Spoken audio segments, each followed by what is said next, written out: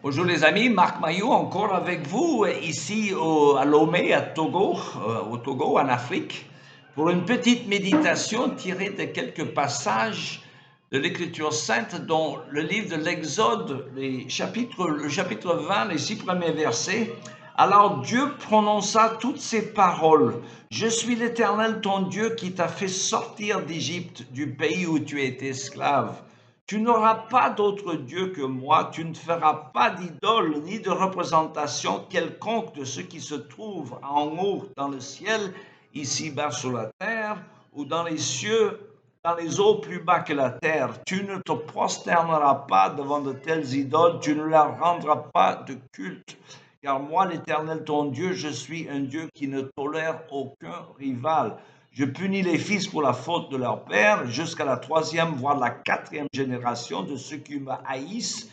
Mais j'agis avec amour jusqu'à la 1000e génération envers ceux qui m'aiment et qui obéissent à mes commandements.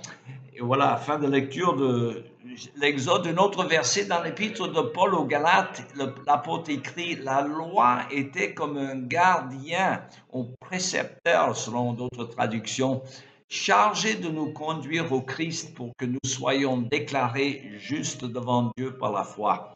Fin de la lecture. Vous savez que dans notre société de plus en plus déchristianisée, les gens connaissent mal les commandements de Dieu, qui sont pourtant primordiaux pour nous apprendre à connaître son caractère, car les commandements sont une réflexion de la personnalité sainte de Dieu, qui n'aime pas l'idolâtrie, le blasphème, le vol, le meurtre, la convoitise, le mensonge, l'adultère, etc.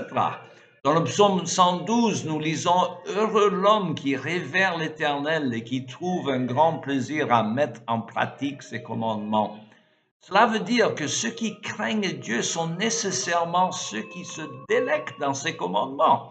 Alors, encore une fois, la crainte et la délectation, deux sentiments qui ne vont pas souvent ensemble dans la vie ordinaire, mais qui sont liés dans l'adoration biblique.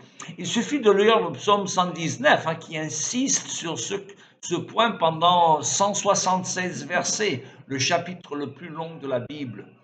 Faisons donc un bref résumé de ces commandements. Pour les approfondir plus, il faudra que nous revenions avec l'un des catéchismes du passé qui les explique un peu plus. Mais aujourd'hui, nous nous contenterons d'un résumé superficiel. Le premier commandement nous rappelle que nous devons adorer Dieu seul. On ne doit pas avoir d'idole dans notre vie. Le deuxième commandement nous interdit de faire des images de Dieu, car cela entraîne nos esprits vers l'idolâtrie pratiquée par les païens. Les Israélites eux-mêmes sont souvent tombés dans ce piège, dont le récit de la vache sacrée d'Exode 32 est un bon exemple.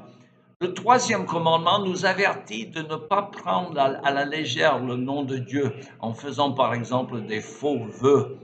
Le quatrième commandement devrait apprendre au peuple de Dieu de trouver son repos en lui et nous renvoyer à la création même lorsque Dieu s'est reposé le 7e jour.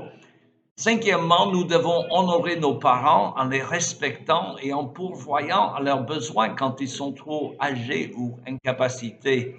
Les commandements 6 à 10 ont un rapport avec nos relations sociales. Le meurtre, l'adultère, le vol et la convoitise sont tous interdits car tous sont aux antipodes de la sainteté de Dieu. Alors, lorsqu'ils ont reçu ces commandements, les Israélites ont tremblé de peur, dit de versets 18 à 19 de l'Exode 20. Ils ont reconnu la grandeur de Dieu et sa sainteté en reconnaissant qu'ils en étaient indignes. Mais Moïse leur dit, n'ayez pas peur, car c'est la crainte de Dieu qui vous empêcherait de pécher. Dans l'Évangile, nous apprenons par Jésus combien est superficielle notre appréciation de la portée des commandements. Le Seigneur approfondit donc notre compréhension en nous montrant à l'égard de l'interdiction de commettre le meurtre et l'adultère que le péché commence dans le cœur de l'homme avant de se traduire en action. Il en va de même pour tous les commandements et l'Esprit Saint de Dieu nous convainc que nous les violons tous les jours. Car c'est cette sainteté transcendante de Dieu dont nous sommes si loin qui nous révèle notre grand besoin du Sauveur Jésus-Christ.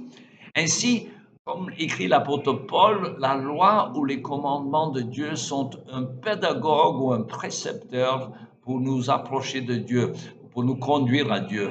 Mais la même grâce qui met la crainte en nous est celle qui nous en délivre lorsqu'on fait confiance à Jésus pour son salut. Nous allons approfondir les commandements, notre compréhension, dans une méditation suivante. C'est tout le temps qui me reste pour aujourd'hui. Il me reste qu'à vous souhaiter une bonne journée et à la prochaine.